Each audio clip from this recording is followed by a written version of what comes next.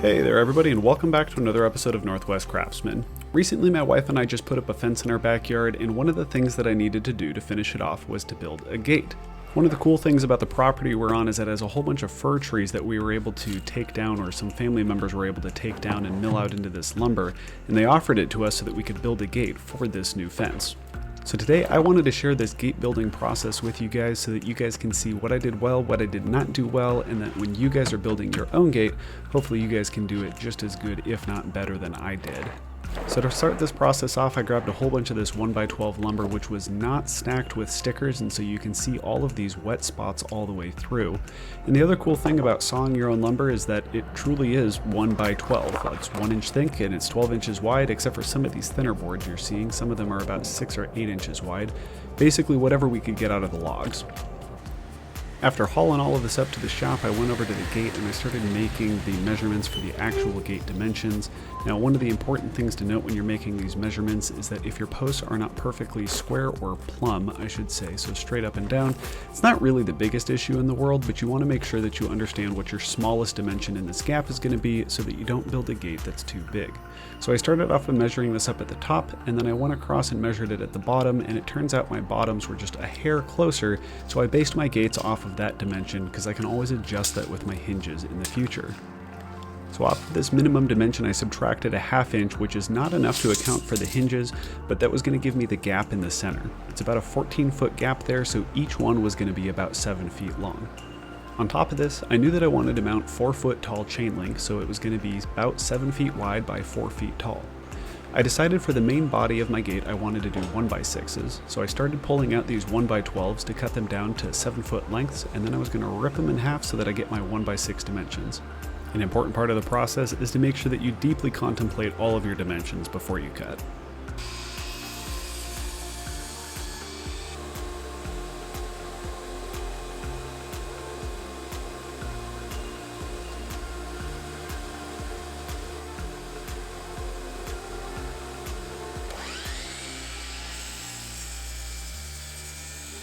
Also, I'm pretty sure you're not supposed to use leather gloves when you're doing this. I don't know why I left them on my hands. In some cases you can get them caught up in the machinery, although with a table saw I'm pretty sure it'd cut my finger off one way or the other, regardless of whether or not the leather gloves are there. So I guess PSA to you, I would probably just do this with bare hands because you've got a better feel for what's happening with the wood, but c'est la vie. After I cut everything to dimensions, I went ahead and laid it on the ground next to our utility lawnmower, which likes to live in the relatively dust-free environment. And yes, it is dust-free in the shop when you see how much dust is around the rest of the farm, or relatively dust-free in the shop.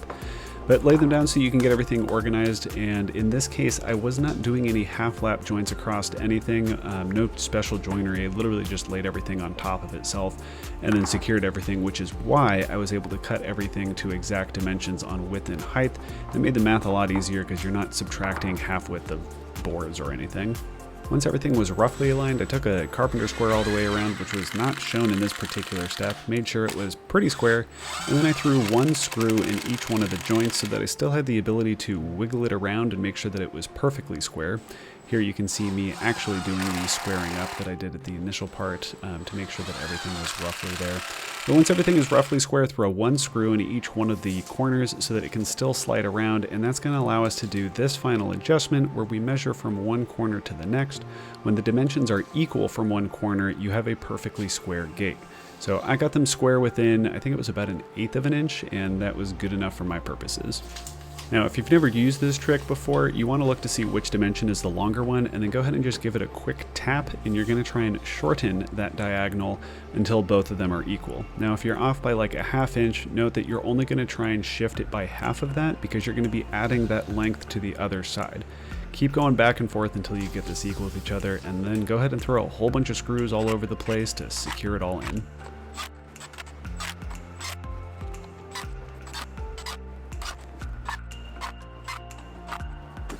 Now, at the risk of being really repetitive, which I guess is kind of the point when you're trying to make 2 of these gates, you're going to do exactly the same thing. Roughly square it, throw 1 screw in each corner, square it up again, and then throw screws in all the different areas that you need to throw screws in to make sure it doesn't move. Now, if you've looked at any gate in your life, you're going to know that there is another member that I am missing here, because by no means are those screws going to hold everything square over the course of the gate's life. So using that diagonal measurement I was using to make sure that things were square, I cut another piece to that length, another 1x6 to that length, and that is going to be the diagonal cross member. Now, there is kind of a debate in how you ought to do this diagonal cross member, whether you want it in compression or in tension. It basically just says which two corners do you want it to go from. Now, on the gates to my shop, I put it in tension, but a handy subscriber had pointed out that if you put it in tension, because wood is a fibrous material, it will end up pulling over the course of its life, and kind of like muscle fibers, they will gently slide past each other when they're in tension, but when they're in compression, it's like trying to push a rope, and so you don't really have the ability to go into compression that easily and have it slip by each other, which means that if you put that cross member in compression, it's going to be a lot better. This is going to make a lot more sense when I actually get the gate set up, but you want to make sure that you're putting it into compression. So because my gates are not a perfect dimension, I needed to actually measure what angle I needed to cut so that this fit nice and tightly in here. So you want to grab your stubbiest pencil you have on hand, because you're going to have to reach into this really tight spot.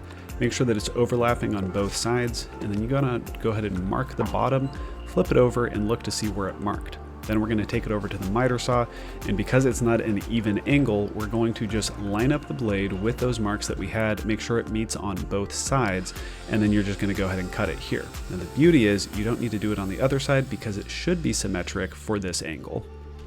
To be clear though, you do still need to mark the other side so you know where to cut. It's just that the angle is a lot less tricky, because you just need to align it up with where you marked it so that you've got it at the right length.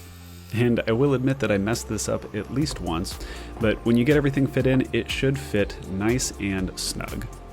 And then per the usual fastening method, throw a couple screws in there to keep it in place, and it should be good to go.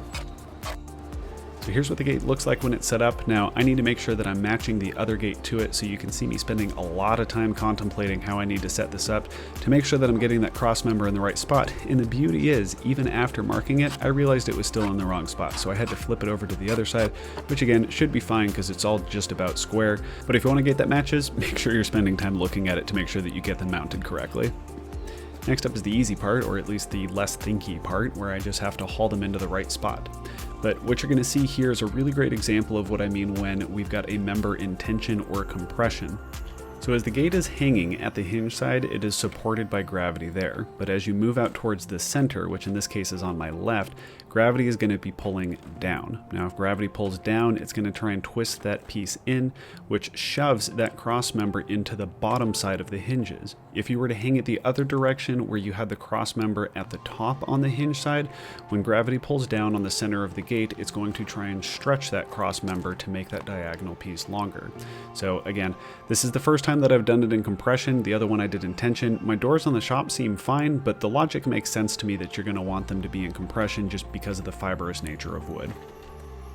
So I ran out of daylight after making those gates, but after a little bit of time I was able to get back out there and do basically the same thing to stabilize the post. Now the challenge with the post is that you can't really do it in compression, because with the way that the gate's going to be pulling on it, compression puts it where the gate is. So I ended up putting a cross member in tension here to the base of the adjacent post so that it helps to support it. It's not perfect, but it's pretty good. Now, one of the biggest lessons that I learned in this process is the 4x4 was probably not sufficient to hold the gate up, especially because we didn't have them in concrete or concreted in place, and so they weren't nearly as secure. You can see as I'm screwing these in how much motion I get out of that post. So the lesson learned on that one is that you really want to make sure that those posts that are holding your gate are plenty secure. Also, not to add insult to injury, but I'm also doing this step a little bit backwards. I should have started with the high side, and this left side that I'm starting on is the low side of my gate, and you'll see where those issues come in later. But you want to measure the height of your gate and where you're going to put your hinges, which for me was going to be in the middle of each one of the 1x6s. I measured how tall it was, added a couple of inches on the ground because that's how far I wanted it to come off, centered it in the 4x4, and then drilled some through holes that the hinges were going to fit through. So there's a couple different names for this type of hinge, but I've seen it commonly as a strap and pin hinge. And basically you're going to get a piece of all thread that has a 90-degree bend on the end of it, or a 90-degree pin on the end of it. Throw a nut on one side along with a washer, and then you're going to screw it in, although if you've got a big enough bit, you should just be able to push it through. I did not have a big enough bit, so I got it just big enough that I could screw it in, and then you get this really fun sound as it's screwing its way all the way in. Anywho, enough of that. Next, I needed to mount the straps onto my gate. Now these straps were rated at 100 pounds a piece, and given that I lifted both of these over here, I figured that the gates were probably not more than 100 pounds a piece because I'm not that strong. I was originally planning on centering them here, but you're going to see in a little bit I actually had to put them off center because I realized I was working on the low side and needed to give my gate a little bit of extra space. But using the spacing that I used on my hinges, I was able to space these two straps out so that they would hit the pins at exactly the right spot. Now you will probably not bottom out on both of your pins, but as long as you are mostly on both of them, you are good to go with this type of hinge. Once everything was aligned and straight, I went ahead and marked the holes that I was going to drill, drilled some through holes after realizing that you should try to avoid hitting screws, which was always fun, but I was able to get around that. Then I threw the carriage bolts through to the other side, added some washers and some nuts to hold everything in place, and just loosely put them in place until I could stand the gate up and get everything tightened down. And then, for one of the most tricky parts of the entire project, getting both pins and both straps to align perfectly so that the gate can fit on the hinges. It's not really that hard, it just helps to have a second person to stabilize it because otherwise you're trying to manhandle the gate from the middle of the gate and you're trying to get the pins aligned, which is like trying to fit a square peg in a round hole, except it's a round pin and a round strap, but it's fine, it works. So one of the downsides of having a 4x4 that is not fully secured in place or a gate post that is not fully secured in place is that as my gate opens up, it tilts it forward, which causes it to open up even more because it's now off center or off balance. This is despite the fact that when in the closed position, everything is perfectly level. Now, if your gate is not perfectly level, that's one of the cool parts about these hinges is that you can actually adjust it. So I'm going to adjust it slightly here. Basically, you can push the bottom out or pull the top in or top out and bottom in, depending on which way you need to make it level, by adjusting those nuts that are on either side of those hinges. Once everything looks good, tighten them down and you're good. Okay, after running out of daylight again, I decided not to wait, and so I hung the second gate, so here's just walking you guys through what I did. Using that 2x6 that was on the ground, I made sure that the right-hand gate was even with the left-hand gate and was level all the way across. I wanted to try and make sure that those cross members lined up with each other. Once I had that, I was able to mark the top and the bottom hinges where they were supposed to sit, drill the holes, install them normally, and then there was always a little bit of misalignment, but I was able to adjust the hinges, top and bottom, to rotate that gate until the middle of these two lined up, and I also adjusted the left one a little bit, because right there in the center, they were a little bit off of each other, and so I was able to raise one up and lower the other one down so that they aligned perfectly across those cross members and had an even gap all the way up and through. Oh, and remember how I didn't account for my hinges at the very beginning? Yeah, this is how much overlap the two gates had with each other. The way that I accomplished fixing this is basically mark right in the middle, splitting the gap on the overlap between those two, taking my circular saw and ripping right down the middle and shortening those inside members. You'll notice that those inside members aren't 1x6s anymore, they're more like 1x3s. Anyways, now came the easy part of mounting the galvanized fence to the gates themselves. And honestly, galvanized was a lot easier to work with than I expected. Basically, I took a couple of 3/4 inch staples, secured the one side, rolled it out to the other, and then just fastened it down all the way through. And the cool part about galvanized is that if you unbend the loops at the end, you can basically unscrew a single segment and get a galvanized fence or a galvanized segment of exactly the length that you want out of a roll. You can also secure rolls together like this. We did this on the fence and it was pretty cool and pretty nifty to work with. I definitely was impressed by it. So overall, I was really excited with how this gate turned out. It worked a lot better than I expected, especially for my first time through it, really. But again, some of the lessons that I learned is you want to make sure that you're using a large enough anchor post or you're securing it firmly enough to the neighboring posts. Start with a high ground side before hanging to make sure you have plenty of space on the ground. Either anchor the gates at the center or have a positive engagement latch. That was part of the issue we ran into, is that latch I have basically just lets it float freely. So that's why we've got the 2x6 on the ground there. And then especially on a heavy duty gate like this, using the strap and pin gate style or hinge style is going to be really helpful both for adjustability and for strength on the whole. And then last but not least, throw those cross members in compression to keep your gate from sagging more over the course of its life. I hope you guys learned something on Spilled. I know that I learned an absolute ton. If you like the kind of videos we're producing here at Northwest Craftsman, I would really appreciate subscription to the channel and a thumbs up on this video. If you have any questions, go ahead and leave it in the comment section down below and I will get back to those. Thank you guys tons. Have a great one. Happy woodworking. Bye.